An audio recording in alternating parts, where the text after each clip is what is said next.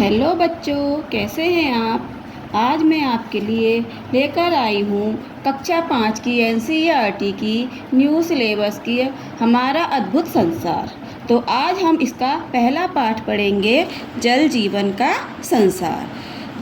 देखिए बच्चों, क्या लिखा है इसमें। बहुत ही प्यारा चैप्टर है, जल के ऊपर है, जो कि हम रोज़ यूज करते हैं। ठीक है, पानी सभी पीते हैं ना, तो ये पानी कहाँ से आता है, कैसे इकट्ठा होता है, इसमें इसी के बारे में दिया गया है। वर्षा हो रही है।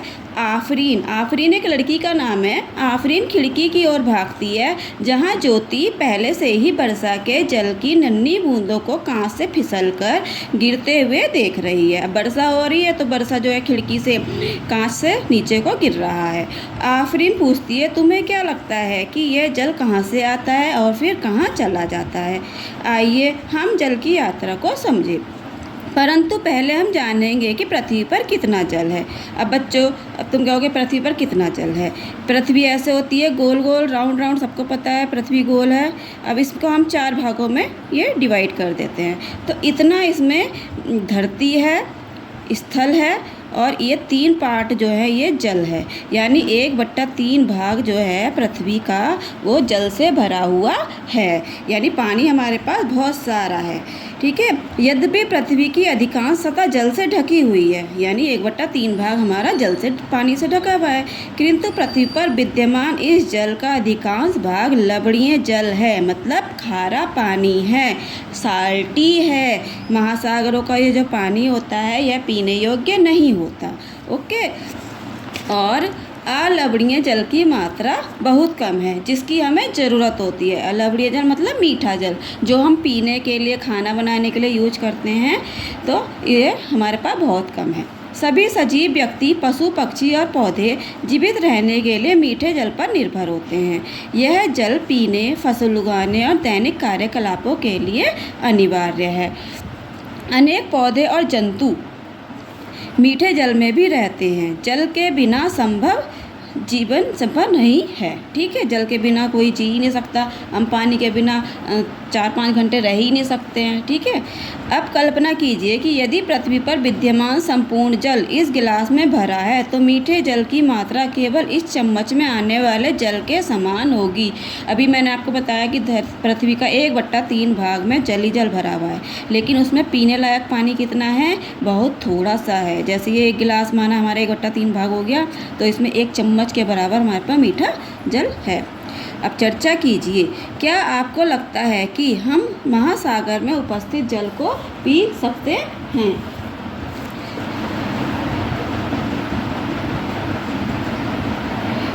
नहीं, हम महासागर में उपस्थित जल को नहीं पी सकते, क्योंकि यह खारा होता है। इसलिए इसको हम नहीं पी सकते। ठीक है, अगला क्वेश्चन है, महासागरीय जल का उपयोग किस हेतु किया जाता है। तो हम महासागरीय जल का प्रयोग किस लिए करते हैं। महासागरीय जल का उपयोग नमक बनाने में, साफ सफाई में, कपड़े धोने में इत्यादि में किया जाता है। ठीक है, अब आगे देखते हैं क्या लिखा है। क्या आप जानते हैं, गुजरात में लवण पटल, साल्ट पेंट के विशाल सपाट स्थल हैं। गुजरात जो है भारत का ही एक राज्य है। वहाँ पे जो है ये लवण पटल मतलब नमक के बहुत बड़े बड़े प्लांट हैं, जहाँ समुद्री जल को सुखाकर नमक एकत्रित किया जाता है। क्योंकि गुजरात में समुद्र है, इसलिए वहाँ पर नमक बनाया जाता है। यह भारत के सबसे बड़े लवण उत्पादक क्षेत्रों में से एक है। भारत में कई जगह नमक बनाया जाता है, लेकिन ये जो गुजरात है यहाँ पर ये सबसे पहले नंबर पर आता है। यहाँ पर बहुत ज़्यादा नमक का उत्पादन होता है। अब अगली गतिविधि क्या है, हमें पेयजल यानी कि मीठा जल कहाँ से मिल सकता है। नीचे दिए गए चित्रों में से मीठे जल के विभिन्न स्रोतों को पहचानिए और उनके नाम लिखिए। तो हमें पेयजल कहाँ से मिलता है, ये तालाब से मिलता है, समुद्र से तो नहीं मिलता, ग्लेशियर से मिलता है, झील से मिलता है, भूमिगत पानी से मिलता है, नदी से मिलता है, कुआं से मिलता है, वर्षा से मिलता है। ज्योति यह जानने को उत्सुक थी कि क्या वायु में भी जल की उपस्थिति होती है और क्या बर्फ़ जल का ही एक रूप है। तो हाँ बच्चों, वायु में भी जल की उपस्थिति होती है और बर्फ़ जल का ही रूप है। ठीक है, इसका आंसर है हाँ। जल के विभिन्न रूप, हम पहले से ही जल के विभिन्न रूपों को जानते हैं। द्रव वर्षा के रूप में, ठोस बर्फ़ के रूप में और वाष्प के रूप में। तो जो हमारा पानी हो गया वो क्या हो गया, द्रव हो गया, बर्फ़ जो हो गई वो ठोस हो गई और जो गैस हो गई वो वाष्प हो गई। आइए हम एक सरल गतिविधि के द्वारा इसे और अच्छे से समझते हैं। ठीक, अब अगली गतिविधि दी है हमें। स्टील का एक गिलास लीजिए, इसमें बर्फ़ के कुछ टुकड़े डालिए, गिलास पर दिखाई देने वाले जलकणों को देखिए। जब हम किसी गिलास में ठंडा पानी भरते हैं तो आपने देखा बाहर, गिलास के बाहर में थोड़ा थोड़ा टीनी पॉइंट उसके जल की बूंदों के हो जाते हैं। यहाँ पे छोटे छोटे जल के पानी की बूंदें होती हैं। तो ये कह रहा है कि ये जलकण कहाँ से आए। ठीक है, तो ये जलकण कहाँ से आए बच्चों, ये जलकण वायु में वाष्प से बने। ठीक, अगला है बर्फ़ के टुकड़ों को कुछ समय के लिए गिलास में ही छोड़ देने पर उनका क्या होगा। अगर मैं बर्फ़ के टुकड़ों को गिलास में छोड़ दूँ तो क्या होगा, वो बर्फ़ के टुकड़े जो है पानी में परिवर्तित हो जाएंगे। ये बर्फ़ के टुकड़े जल में बदल जाएंगे। नेक्स्ट है, यदि हम जल को गर्म करें तो उसका क्या होगा। यदि मैं पानी को गैस पे, कभी आपने गर्म करते हुए देखा है, बहुत ज़्यादा उबालते रहो तो पानी कम हो जाता है। तो वो कम हो जाता है, कैसे कम होता है, क्योंकि हमारा पानी एवापोरेट होकर वाष्प बन के उड़ जाता है। तो यह पानी को यदि हम जल को गर्म करें तो उसका क्या होगा, वह वाष्प बन जाएगा। ठीक, आगे चलते हैं। परिवर्तन। उपयुक्त गतिविधि में आपने जल के कौन कौन से रूपों को देखा। तो आपने कौन कौन से रूपों को देखा उपयुक्त गतिविधि में। एक तो ठोस को देखा, ठीक है, बर्फ़ यानी ठोस। द्रव को देखा यानी पानी बना तो द्रव हो गया। फिर जल को गर्म करा तो वो गैस में परिवर्तित हो गया यानी वाष्प, गैस यानी वाष्प को देखा। ठीक है, आगे बढ़ते हैं। परिवर्तनों का अवलोकन। अब ये परिवर्तनों का अवलोकन है। बर्फ़ का पिघलना, यहाँ गतिविधि दी हुई है, यहाँ मेरा अवलोकन दिया हुआ है। ठीक, गतिविधि क्या दी हुई है, बर्फ़ का पिघलना। तो अब मैं बताऊँगी, बर्फ़ का पिघलना गतिविधि है। तो मेरा अवलोकन क्या है, बर्फ़ पानी में बदल गई। मैंने क्या देखा, जब बर्फ़ पिघली तो मैंने क्या देखा, बर्फ़ जब पानी में चेंज हो गया। यानी बर्फ़ क्या था, ठोस था, और द्रव क्या था, पानी था, वो ठोस से द्रव में चेंज हो गया। जल का उबलना। जल का उबलना यानी पानी जो है मेरा गैस में बदल गया, जल वाष्प में बदल गई। तो ये क्या हो गया, पानी से गैस बनी तो द्रव से गैस बन गई। 3 दिन तक जल को सूर्य के प्रकाश में रखना। कभी छत पर आप पानी को रख के देखना, पानी हमारा कम हो जाता है। अगर हमने आधा कटोरी पानी रखा है तो हमारा 1/4 कटोरी पानी ही रह जाता है। तो हमने देखा कि पानी थोड़ा सा कम हो गया। तो ये क्यों कम हो गया, क्योंकि वो गैस के रूप में, वाष्प के रूप में उड़ गया। तो ये द्रव से हमारी गैस अवस्था हो गई। अब नेक्स्ट है, इन प्रयोगों के द्वारा हमने पाया कि जल बर्फ़ और भाप में परिवर्तित हो सकता है और यह अपने द्रव रूप में वापस भी आ सकता है। ठीक है, जब भाप जो है परिवर्तित होकर पानी में चेंज हो जाती है।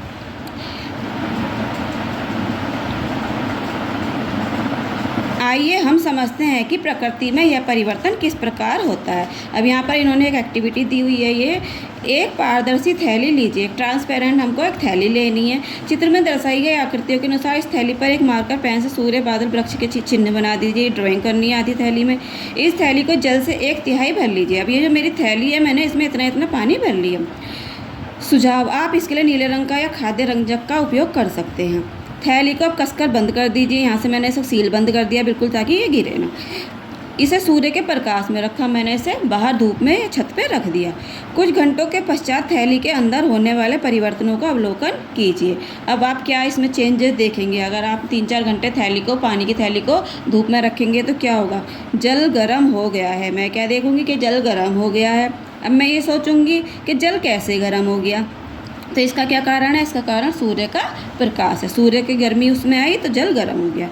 थैली के अंदर, दूसरा मैं देखूंगी, थैली के अंदर छोटे छोटे टीनी ड्रॉप्स वाटर की बूंदें, जल की बूंदें यहाँ पे हो गई हैं। यहाँ तक इतना मैंने पानी भर दिया था, यहाँ पे मैं देखूंगी छोटे छोटे पानी की बूंदें हो गई हैं। तो मैं ये सोचूंगी कि मैंने तो पानी यहाँ तक भरा था, इसमें यहाँ पे भी पानी की बूंदें कहाँ से आई, ये जलकण कहाँ से आए। तो इसका कारण है जल वाष्प वायु में ठंडी होकर, जो इस ये यहाँ से सूरज की रोशनी पड़ी इसमें पानी में, फिर पानी वाष्प बनी, ठंडी होकर वो पानी की बूंदों में परिवर्तित हो गई। तो जल वाष्प वायु में ठंडी होकर जलकण में परिवर्तित हो गई। अब पानी जो है, यहाँ पे जो पानी था वो बह बह के नीचे आने लगा। ठीक, जो यहाँ पे पानी की बूंदें बनी थी वो ऐसे ऐसे बह बह के नीचे आने लगी। तो जलकण जो है जल में परिवर्तित हो गया है। अब ये जलकण वर्षा की तरह नीचे क्यों गिरने लगा भाई? जब मैंने यहाँ पे पानी की बूंदें दिखी, अब ये नीचे क्यों गिरने लगा, मैं ये सोच रही हूँ। तो इसका कारण है कि जल की बूंदें जब भारी हो गई, जब इनमें ज़्यादा पानी भर गया तो ये नीचे गिरने लगी। ठीक, आगे देखते हैं। जैसा कि आपने उपयुक्त गतिविधि में देखा, सूर्य के ताप के कारण जल वाष्प में परिवर्तित हो गया। सूर्य के ताप के कारण जो है, जो जल था थैली का, वो वाष्प में परिवर्तित हुआ। अब जल वाष्प ठंडी होती है तो यह थैली के अंदर छोटे छोटे जल बिंदुकण बनाती है तथा ये बिंदुकण नीचे गिर जाते हैं। इसी प्रकार प्रकृति में ताप विभिन्न स्रोतों जैसे महासागरों और नदियों के जल को जल वाष्प में परिवर्तित करता है। ये जो हमारा पानी है, जब यहाँ से ये सूर्य की रोशनी इसमें पड़ती है तो ये वाष्प में बदल जाता है। ठीक है, जब ये वाष्प में बदल जाता है तो यहाँ ये बादल बनते हैं, जल वाष्प से बादल बनते हैं। अब जल वाष्प से यहाँ हमारे ये बादल बन गए तो ये वर्षा के रूप में, बर्फ़ के रूप में, ओलों के रूप में फिर से पृथ्वी पर बरसने लगे। यह जल फिर से नदियों, झीलों और महासागरों में चले जाता है। ठीक, समझ में आया? ये महासागर है, यहाँ से वाष्प बनी, सूर्य की गर्मी आई, वाष्प बनी, वाष्प से बादल बने, बादल से फिर पानी की बूंदें बनी, वायु के संपर्क में आके पानी की बूंदें फिर बारिश के रूप में, ओलों के रूप में और बर्फ़ के रूप में फिर से पृथ्वी पर गिरी और ये जल फिर से नदियों, झीलों और महासागरों में चले गया। तो इस प्रकार प्रकृति पर यह साइकिल चलती रहती है। इसको क्या कहते हैं हम? जल चक्र कहते हैं। ये बहुत इंपॉर्टेंट है, एग्जाम में भी आ सकता है, इसलिए इसको अच्छे से समझना, जल चक्र। अब हम आगे देखते हैं क्या है ये भूमिगत जल। आइए पता लगाते हैं कि वर्षा का जल जब पृथ्वी पर आता है तो इसका क्या होता है। अब ये वर्षा का जल जब पृथ्वी पर आएगा तो इसका क्या होएगा, हम बताते हैं आपको। एक पारदर्शी गिलास लीजिए, इसे मृदा मतलब मिट्टी से इसमें आधा भर लीजिए। इसमें हमने गिलास लिया एक ट्रांसपेरेंट, इसमें हमने आधा गिलास मिट्टी भर ली। अब इस मिट्टी में हम 1 चम्मच से धीरे धीरे जल डालेंगे। पहले 1 चम्मच डालेंगे, फिर 2 चम्मच, 3 चम्मच। तो ध्यानपूर्वक देखिए क्या होता है। जब तो क्या होगा, इसमें जब मैं इसमें चम्मच से पानी डालूंगी तो मिट्टी में पानी चला जाएगा, मिट्टी उस पानी को सोख लेगी। ऐसे ही होगा ना, ये पानी ऊपर तक आएगा? नहीं, पानी ऊपर तक नहीं आएगा। जब मैं थोड़ा थोड़ा पानी डालूंगी तो मिट्टी से सोखती रहेगी। ठीक है, जब वर्षा होती है तो कुछ जल मिट्टी द्वारा सोख लिया जाता है। मिट्टी क्या, मृदा मतलब मिट्टी होता है। ठीक, यह जल मृदा और चट्टानों की परतों से होकर नीचे चले जाता है। अब ये पानी नीचे जा रहा है। भूमि के नीचे गहराई में भंडारित होने वाला जल भूमिगत जल कहलाता है। अब जो ये जल हमारा यहाँ इकट्ठा होता रहता है, बारिश होती रहती है, मिट्टी पानी को सोखती रहती है और जल नीचे इकट्ठा होता रहता है, इसे क्या कहते हैं? भूमिगत जल कहते हैं। आप अपने उपयोग के लिए हम खुदाई करके कुआं, नलकूप यानी बोरवेल, ट्यूबवेल और हैंड पंप से जल को निकालते हैं। अब हम यहाँ पे ये खुदाई करेंगे ऐसे ऐसे ऐसे करके, फिर यहाँ से ये पानी हम निकाल लेंगे। तो इसको क्या कहते हैं? कुआं, बोरवेल, ट्यूबवेल और हैंड पंप के द्वारा हम इस जल को निकाल पाते हैं। अगली एक्टिविटी है, इस चित्र पर सही का चिन्ह अंकित कीजिए जो भूमिगत जल का पुनर्भरण करेगा। अब ये हमने सड़क है यहाँ पे, इसमें हमने कंक्रीट बिछा दी है तो इसके नीचे पानी नहीं जाएगा क्योंकि हमने इसके ऊपर एक लेयर बिछा दी है कंक्रीट की। तो कंक्रीट सड़क पे देखा तुमने कभी, पानी बहता रहता है ना, तो पानी अंदर मिट्टी वो नहीं सोखती, कंक्रीट सिर्फ मिट्टी ही सोखती है। तो कंक्रीट नहीं सोखेगी, पानी बह जाएगा, तो इसका भूमिगत जल का पुनर्भरण नहीं होगा। अब यह है बगीचा। बगीचे में मिट्टी होती है, जब तो पेड़ पौधे उग रहे हैं, तो इसमें जो है मिट्टी ये पानी को सोख लेगा नीचे, यहाँ पे हमारा भूमिगत जल इकट्ठा हो जाएगा। अब यह है पक्का क्षेत्र। पक्का क्षेत्र मतलब सीमेंट की लेयर, यहाँ पे सीमेंट की लेयर है तो ये भी पानी नहीं सोखेगा। शहरों में सीमेंट का उपयोग करके पक्की की गई भूमि के कारण वर्षा जल सरलता से भूमि के अंदर नहीं जा पाता, जिससे भूमिगत जल का पुनर्भरण रुक जाता है। अब शहरों में आप देखेंगे कि हर चीज़ पक्की ही है, सड़कें भी पक्की हैं, नाली भी पक्की हैं, सब कुछ पक्का ही है, घर भी पक्के हैं, तो वहाँ आसानी से पानी भूमि के अंदर नहीं जा पाता और भूमिगत जल का पुनर्भरण रुक जाता है। क्या आप जानते हैं खुले अनावरित क्षेत्रों से जल रिसकर भूमि के अंदर चला जाता है। अनावरित मतलब उसके ऊपर कोई लेयर नहीं होनी चाहिए, ना कंक्रीट की, ना सीमेंट की, ना टाइलों की, कोई भी चीज़, सिर्फ मिट्टी है, मिट्टी होनी चाहिए और खुला होना चाहिए। अगर मैं छत के नीचे कहूँ कि हाँ पानी मेरा भूमिगत जल बन जाएगा तो छत से पानी बह जाएगा ना, वो उसमें मिट्टी में नहीं जा पाएगा, इसलिए खुला होना चाहिए, अनावरित होना चाहिए, तब जो है पानी भूमि के अंदर जाएगा। शोषक गर्त, शोकपीट, तालाब, मानव निर्मित झीलें और अधिकाधिक वृक्षारोपण वर्षा जल को भूमि में वापस लाने के लिए सहायक होती है। ठीक, आगे बढ़ते हैं। अब आगे क्या कह रहा है ये बच्चों? भूमिगत सतह जल, सतह मतलब भूमिगत जल। भूमिगत जल के अतिरिक्त नदियाँ, तालाब, झीलें इत्यादि भी मीठे जल के प्राकृतिक स्रोत हैं। भूमिगत जल तो हमारा मीठा जल है ही, इसके अलावा नदियाँ भी, तालाब भी, झीलें भी, ये भी मीठे जल के स्रोत हैं। इनमें भी पानी कहाँ से आ रहा है? ऊपर से ही आ रहा है ना, बारिश का, बादल का बन के। क्या आपने कभी सोचा है कि नदियाँ कैसे बहती हैं? अब आप कहोगे नदियाँ कैसे बह रही हैं? नदियाँ प्रायः अपनी यात्रा का आरंभ ऊंचे पहाड़ों से करती हैं और निचली भूमि की ओर बहती हैं। ये नदी थोड़ी है कि कोई भी नदी यहाँ से निकल गई और बह गई। नदियाँ प्रायः पहाड़ों से ही आती हैं। ठीक है, इसको हम एक गतिविधि के द्वारा समझते हैं। ये गतिविधि 6 से दी हुई है। यहाँ पर क्या है? एक पुराना समाचार पत्र और एक कप सरसों के दाने या कुछ अन्य छोटे बीज।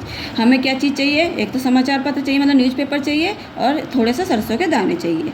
अब हम समाचार पत्र को लेकर, मतलब न्यूज़पेपर को लेकर ऐसे गोल गोल गोल कर देंगे, जिससे कि उसमें थोड़े से वो पड़ जाए, क्या, लकीरें सी। जब हम पेज को वैसे करते हैं तो उसमें लाइनें सी पड़ जाती है ना, ऐसे ऐसे ऐसे। ठीक है, अब दूसरा पृष्ठ लीजिए, उस मुड़े हुए पत्र के ऊपर रख दीजिए। अब हमने थोड़ा सा मुड़ा हुआ पृष्ठ जो है इसके ऊपर रख दिया, या जिससे कि यह ऊंचा हो जाए।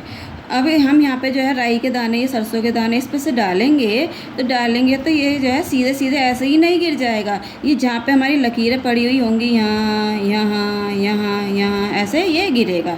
कभी करके देखना है, इसको बहुत मज़ा आता है इसको करने में।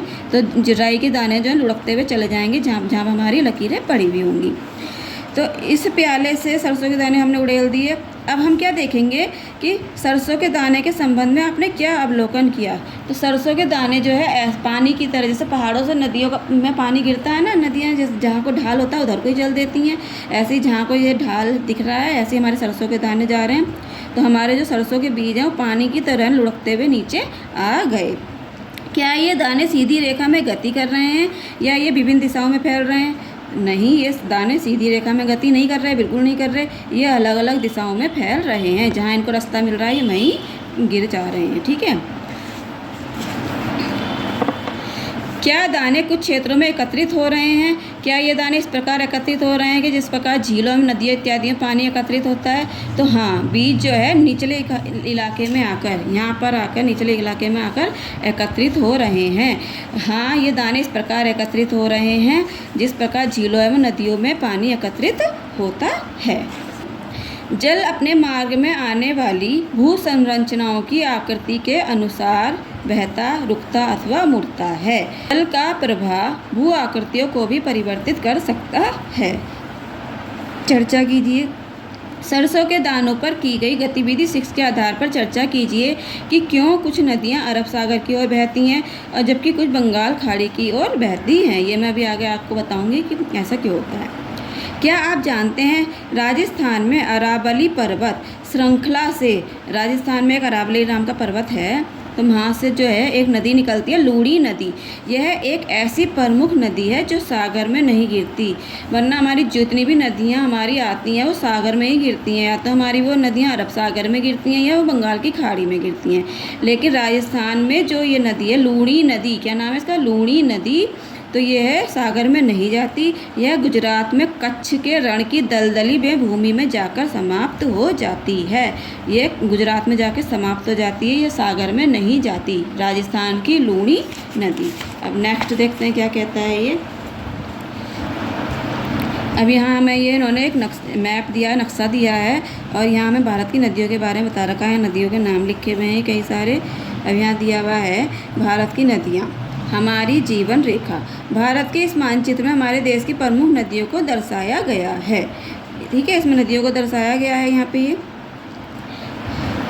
अभी ये हमारा यहाँ पर अरब सागर होता है बच्चों, अरब सागर, और यहाँ पे हमारा इस साइड है बंगाल की खाड़ी।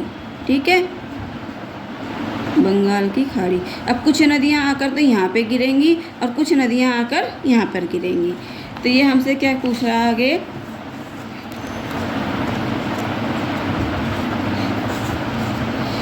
नदियों के प्रवाह पथ को देखिए। मानचित्र में आप देख सकते हैं कि नदियाँ भिन्न भिन्न दिशाओं में बहती हैं। कुछ नदियाँ बंगाल की खाड़ी में और कुछ अरब सागर में जाकर मिलती हैं। तो अवलोकन कीजिए और तालिका में लिखिए। तो यहाँ हमें नदी का नाम दे रखा है, हमें ये बताना है ये बंगाल की खाड़ी की ओर बहती है या ये अरब सागर की ओर बहती है। अब ये यहाँ है ये गोदावरी नदी, गोदावरी नदी, तो ये कहाँ बह रही है? बंगाल की खाड़ी में जाकर गिरेगी। अब दूसरा है हमारा ये नर्मदा नदी। तो नर्मदा नदी कहाँ है हमारी? यहाँ देख लेते हैं हम। ये नर्मदा नदी का ये देखिए इधर पॉइंट आ रहा है, तो ये कहाँ गिरेगी? अरब सागर में जाकर गिरेगी। अब हमारी है ये अगली गंगा नदी। अब गंगा नदी को देख लेते हैं कहाँ है ये गंगा नदी। ये आई हमारी, यहाँ से ये आई, तो ये कहाँ गिरेगी? बंगाल की खाड़ी में गिरेगी। ठीक है। अब अगली है हमारी यमुना नदी। तो यमुना नदी कहाँ है? यमुना नदी ये आई, ये आई, ये भी हमारी बंगाल की खाड़ी में ही गिर रही है। तो जिधर इसका जहाँ पर ये पॉइंट है, ये नर्मदा नदी, ताप्ती नदी, ये इधर अरब सागर में गिरेंगी और बाकी जो ये इधर की साइड में है ये बंगाल की खाड़ी में गिरेंगी। समझ में आ गया इतना सबको? चलो ठीक, आगे बढ़ते हैं।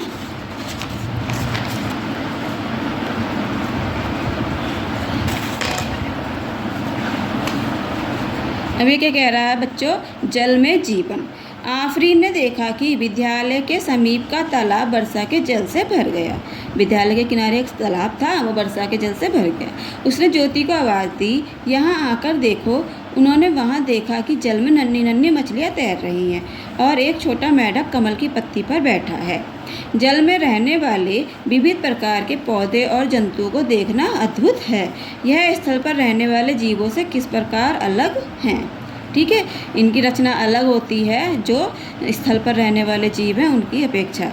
कभी आपने देखा मछलियों के पैर होते हैं? नहीं होते, लेकिन जो स्थल पर रहने वाले जीव हैं, डॉग है, कैट है, इनके पैर होते हैं। अपने साथियों के साथ स्थल पर रहने वाले जंतुओं और जल में रहने वाले जंतुओं की विशेषताओं पर चर्चा कीजिए और आगे दी गई तालिका को पूरा कीजिए। तो ये आगे अब हमें यहाँ पे इनके बारे में चर्चा करनी है। ये स्थल पर रहने वाले जंतु दिए गए हैं, ये जल में रहने वाले जंतु दिए गए हैं। ठीक है, हम चर्चा कर लेंगे इसमें। स्थल पर रहने वाले जंतु जो है ये जल में श्वास नहीं ले सकते, लेकिन जो जल में रहने वाले जंतु हैं इनमें तैरने के लिए इनमें मीन पक्ष यानी गलफड़े जो होते हैं, बुक में दिया हुआ है मीन पक्ष गलफड़े, ये होते हैं। ठीक है, इसी से ही सांस लेते हैं, गलफड़ों से ही। ये चलने में पैरों का उपयोग करते हैं, लेकिन इनके पास पैर नहीं होते, तो ये अब इधर से उधर कैसे मूव करेंगे? ये इधर से उधर जाने के लिए अपने मीन पक्ष का और पूंछ का उपयोग करते हैं। ये फेफड़ों से सांस लेते हैं। स्थल पर रहने वाले जंतुओं के पास फेफड़े होते हैं, लेकिन जल में रहने वाले जंतुओं के पास फेफड़े नहीं होते। ये अपने गलफड़े और त्वचा से सांस लेते हैं। ये ज़मीन पर रहते हैं और ये जल में रहते हैं यानी पानी में रहते हैं। इनके शरीर पर रोए होते हैं। आप अपने शरीर पर देखना, छोटे छोटे से बाल दिखेंगे आपको अपने शरीर पे, है ना। कुत्ते के ऊपर दिखेंगे, बिल्ली के ऊपर दिखेंगे। तो ये स्थल पर रहने वाले जो भी जंतु होते हैं इन पर छोटे छोटे रोए होते हैं। लेकिन जो जल में रहने वाले जंतु हैं या तो इनके शरीर पर पपड़ी हो सकती है,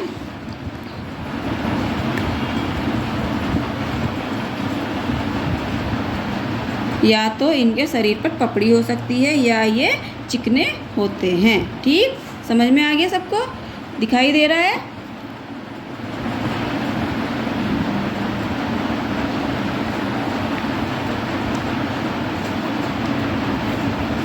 पत्र क्या लिखा है यहाँ पर? सूचना पत्र। व्याध पतंग मतलब यहाँ पे ये उसके जलीय जंतुओं के नाम दिए हुए हैं, इनके बारे में बताया गया है। व्याध पतंग मतलब ड्रैगन फ्लाई, यह तेजी से उड़ती है और जल के निकट अंडे देती है। यह मच्छरों को खाती है। ठीक है, ड्रैगन फ्लाई जो है जल के निकट अंडे देती है और मच्छरों को खाती है। यह जलीय बिच्छू, इन कीटों में पिंसर मतलब चिमटे जैसे पैर होते हैं। ये जल के अंदर रहते हैं और पुच्छ नलिका द्वारा सांस लेते हैं। इनके पीछे में एक पुच्छ नलिका होती है, उससे ये सांस लेते हैं। नेक्स्ट है ये बगुला है। यह लंबे पैरों वाला एक पक्षी है जो मछली पकड़ने के लिए लंबे समय तक स्थिर खड़ा रहता है। ये कछुआ है। यह नरम कवच वाला कछुआ है। इसके ऊपर एक कवच होता है जो तालाब और नदियों में रहता है। यह सर्प और जहरीला नहीं होता। यह मछलियों और मेढकों को खाता है। ये जो जल का सर्प होता है जहरीला नहीं होता है, ये मछलियों और मेढकों को खाकर अपना पेट भरता है। ठीक। नरकुल, ये प्लांट्स हैं, ये जो जल में प्लांट्स उगते हैं ना, वो हैं ये तालाब के किनारे पर उगते हैं। ये लंबे होते हैं और घास के समान होते हैं।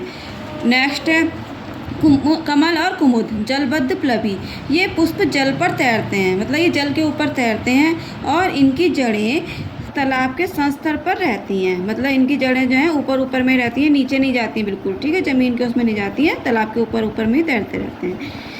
जलकुंभी मतलब मुक्त प्लवी, यह शीघ्रता से बढ़ने वाला पौधा है जो जल पर तैरता है और फैलता जाता है। ठीक। अब आगे देखते हैं। आप अपने शिक्षक और माता पिता के साथ किसी स्थानीय जल निकाय जैसे तालाब, झील अथवा जल जीवशाला को देखने जाइए और जल निकाय के अंदर और आसपास के जीवन का अवलोकन कीजिए। अब आगे क्या कहता है ये, अपने अवलोकनों के आधार पर निम्नलिखित तालिका को पूरा कीजिए।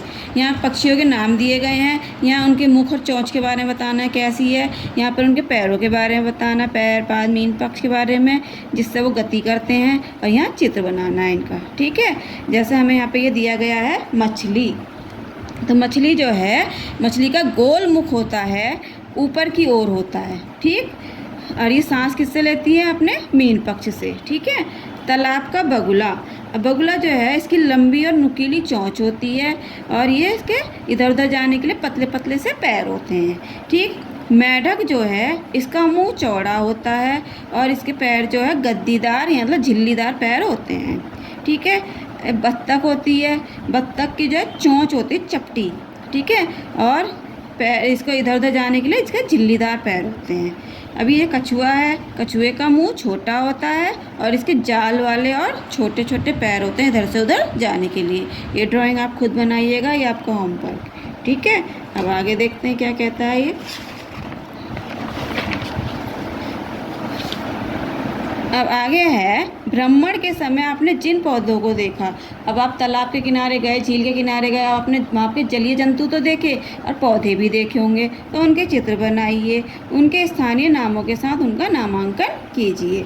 अब ये क्या है, यहाँ पे पौधों के प्रकार लिखने हैं, उनके नाम लिखने हैं और उनके स्थानीय नाम लिखने हैं। तो पौधों के प्रकार जो जल के ऊपर होते हैं, प्लवन करते पौधे, तो ये क्या है, लिली, ये हमें यहाँ पे दिया हुआ है। लिली को क्या कहते हैं, कुमुद।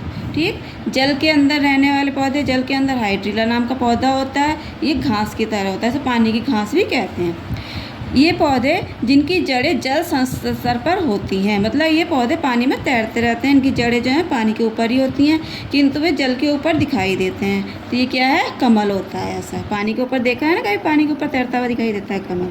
ठीक।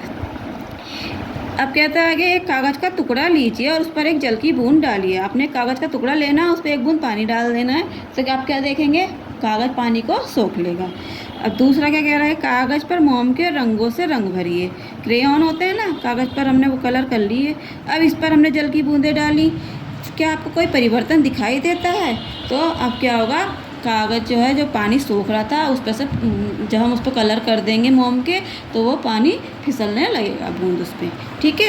अब इसका आंसर मैंने इसमें लिखा है, अपने अवलोकन लिखिए। तो हमें अवलोकन लिखना है, कागज़ का टुकड़ा जल सोख लेता है, लेकिन जब इस पर मोम से के रंग भर दिए तो जल की बूंदें नीचे गिरने लगी। मोम ने कागज़ को जलरोधी बना दिया। ठीक। हमने क्या करा, कागज़ का टुकड़ा लिया, उसमें जल डाला, उसमें से पानी कागज़ ने सोख लिया, लेकिन हमने उसमें मोम के रंग भर दिए तो क्या हुआ, वो पानी नीचे गिरने लगा, यानी मोम ने कागज़ को जलरोधी बना दिया। ठीक। आगे बढ़ते हैं। पक्षियों पर मोमीय आलेपन, मतलब हमने जो मोम का कलर किया है उसमें, वो उसे जलरोधी बना देता है और पौधे के अंदर अत्यधिक पानी को जाने से रोकता है। यह पौधे को स्वस्थ रहने में और क्षतिग्रस्त होने में बचाने में सहायक है। ठीक है। पत्तियों पर भी मोमी आलेपन किया जाता है, तो वो पौधे को स्वस्थ रहने में या उसे क्षतिग्रस्त होने में बचाने में सहायक होता है। ठीक। कौन किसे खाता है, अब ये क्या है, हमारा ये जो है कि नेचर ऐसा है, प्रकृति, कि कोई चीज़ कीड़े मकोड़ों को जैसे मछली खाएगी, छिपकली खाएगी, फिर मछली को कोई और खाएगा, फिर किसी और को कोई कुछ और खाएगा, ऐसे हमारी ये चेन बनती रहती है। ठीक है, तो विद्यार्थियों को कागज़ की पर्चियाँ वितरित करनी है। प्रत्येक विद्यार्थी लिखेगा कि वह क्या बनना चाहता है। मतलब हमें ये बनाना है, जैसे छोटी मछली बन गई, एक जना छोटी मछली बन गया, एक बच्चा बड़ी मछली बन गया, एक बच्चा मेंढक बन गया, एक बच्चा पक्षी बन गया, एक बच्चा मनुष्य बन गया, एक बच्चा मगरमच्छ बन गया, एक बच्चा ऊदबिलाव बन गया, ऐसे इस टाइप से। ठीक है, इसके अलावा भी आप कुछ भी बन सकते हैं। विद्यार्थियों से कहिए कि वे विचार करें वे क्या खाते हैं। अब अगर जिसने छोटी मछली लिया है तो वो क्या कहेगा कि मैं कीड़े मकोड़े खाता हूँ। जिसने बड़ी मछली लिया है वो क्या कहेगा, मैं छोटी मछली खाता हूँ। तो हमें ये विचार करना है कि वे क्या खाते हैं और उन्हें कौन खाता है। अब छोटी मछली कीड़े मकोड़े खाती है, लेकिन छोटी मछली को कौन खाता है, बड़ी मछली। बड़ी मछली छोटी मछली को खाती है, लेकिन बड़ी मछली को कौन खाता है, मेंढक। इस टाइप से। ठीक है, एक रस्सी के द्वारा उन विद्यार्थियों को संबद्ध करें जो भोजन के लिए एक दूसरे पर निर्भर हैं। ठीक है, हमने ऐसे छोटी मछली बनाई, फिर बड़ी मछली बनाई, फिर क्या कहते हैं मेंढक बनाया, ऐसे हमें एक दूसरे से संबद्ध करना है। चर्चा कीजिए कि यदि श्रृंखला में से एक जंतु लुप्त हो जाए, मतलब ये हमारी जो है मैंने श्रृंखला बना दी रस्सी के द्वारा। अब इसमें से अगर एक लुप्त हो जाए तो क्या होगा। उदाहरण के लिए यदि सभी मछलियाँ लुप्त हो जाएंगी तो क्या होगा। अगर मैं सारी छोटी मछलियों को लुप्त कर दूँ तो क्या होगा बच्चों। अगर मछलियाँ लुप्त हो गईं तो पानी के अन्य जीवों को भोजन नहीं मिलेगा। माना कि मैंने छोटी मछलियाँ लुप्त कर दी तो बड़ी मछलियों को भोजन नहीं मिल पाएगा। ठीक है, साथ ही जिन्हें मछलियाँ खाती थीं, यानी कि कीड़े मकोड़े जैसे खाती थी, उन जीवों की संख्या बहुत अधिक हो जाएगी, यानी बहुत सारे पानी में बहुत अधिक कीड़े मकोड़े हो जाएंगे। इस प्रकार प्राकृतिक संतुलन बिगड़ जाएगा। ठीक है, दिख रहा है सबको। अगर मछलियाँ लुप्त हो गईं तो पानी के अन्य जीवों को भोजन नहीं मिलेगा। ठीक है, साथ ही जिन्हें मछलियाँ खाती थीं उन जीवों की संख्या बहुत अधिक हो जाएगी। इस प्रकार प्राकृतिक संतुलन बिगड़ जाएगा। ठीक, जल में रहने वाले पौधों के प्रकार। इस गतिविधि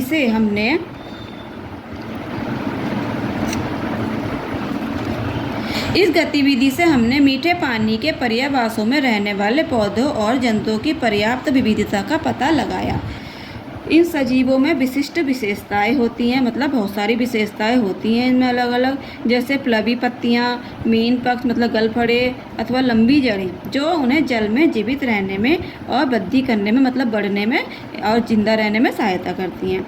यह हमें स्मरण कराता है, मतलब याद कराता है कि पृथ्वी पर जीवन में निर्वहन के लिए पेयजल कितना आवश्यक है। मतलब कि पृथ्वी पर रहने के लिए, सर्वाइव करने के लिए हमें पीने का जल कितना ज़रूरी है। इस अध्याय में हमने क्या सीखा कि जल के विभिन्न रूप जैसे बर्फ, जल और वाष्प के रूप में पाया जाता है। हमने देखा कि जल किस प्रकार जल चक्र के द्वारा निरंतर गति करता रहता है। वायु, स्थल और आकाश से होकर जल अपनी यात्रा के समय अपने रूप परिवर्तित करता है। हमने यह भी पता लगाया कि जलीय पौधे और जंतु किस प्रकार जल के अंदर और जल के आसपास रहते हैं और जीवित रहने के लिए जल पर निर्भर होते हैं।